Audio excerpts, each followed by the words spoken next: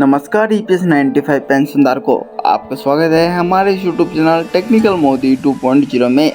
EPS 95 pension बढ़ोतरी को लेकर साथ ही में कई बड़ी खबर सामने आ रही है, जो कि ईपीएस 95 पेंशनधारकों के लिए बहुत ही ज़्यादा महत्वपूर्ण है।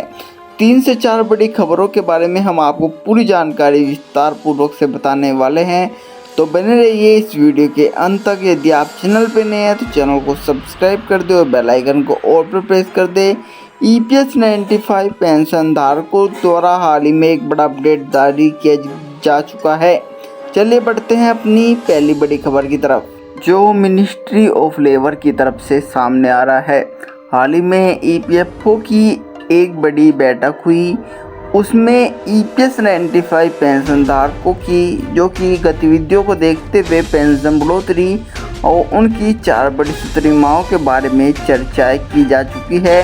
हाल ही में इसका ऑफिशियली नोटिस तो सामने नहीं आया है, पर सूत्रों अनुसार यही जानकारी उपलब्ध कराई जा रही है, जिसको कि ईपीएस 95 पेंशन धारकों की पेंशन बढ़ोतरी और 4 बड़ी सूत्री मांगों को लेकर कोई न कोई बड़ा अपडेट जारी किया जा सकता है। साथ ही में श्रम मंत्रालय भी इसको लेकर एक्टिव है और आपकी पेंशन बढ़ोतरी को लेकर कोई ना कोई बड़ा अपडेट जो कि आपको आजकल में देखने को मिलेगा। चलिए बढ़ते हैं अपनी दूसरी बड़ी खबर की तरफ, जो कि बुढ़ाना से निकल के आ रही है, जहां पर श्रृंखला चैन अनशन जारी है, जहां पर हाल ही में काफी हद तक ईपीएस 95 पेंशनर वहां पर दिखाई दिए, जहां पर 2052वां दिन है। श्रृंखला चैन आंदोलन पर सभी ईपीएस 95 पेंशन धारक जो कि बैठे हुए हैं। साथ ही में ईपीएस 95 पेंशन धारक भी ईपीएस 95 पेंशन बढ़ोतरी को लेकर काफी संघर्ष करते हुए दिखाई दे रहे हैं, जहां पर ईपीएस 95 पेंशन धारकों की ईपीएफओ द्वारा बैठक हुई थी, उसको लेकर भी कमांडर अशोक रावत जी हाल ही में एक बड़ी बैठक करने वाले हैं, जो कि जल्दी आपको देखने को मिलेगी। जो कि ईपीएफओ की ऑफिशियली बैठक 13 सितंबर 2024 को आयोजित हुई थी और इसमें सभी पेंशन धारकों की जो कि मांगों को सुना गया है और इसको लेकर अपडेट जल्दी जारी किया जाएगा।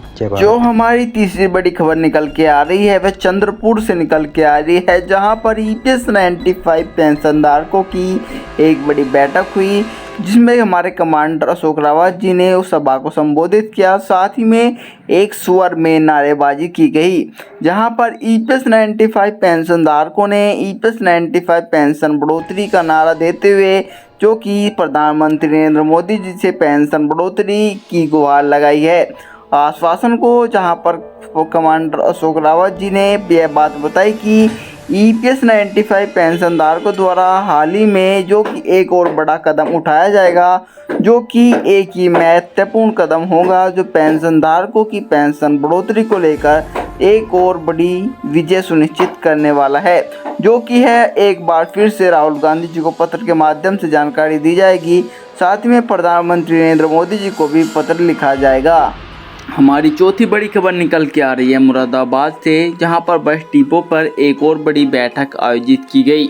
सभी ईपीएस 95 पेंशन धारक एक जगह इकट्ठे हुए, साथ ही में उन्होंने ईपीएस 95 पेंशन धारकों ने एक बार फिर से नारेबाजी की और उन्होंने प्रधानमंत्री नरेंद्र मोदी जी के आश्वासन को लेकर भी चर्चाएं की। साथ ही में उन्होंने अपनी पेंशन बढ़ोतरी को लेकर एक दूसरे के साथ विचार विमर्श भी किए।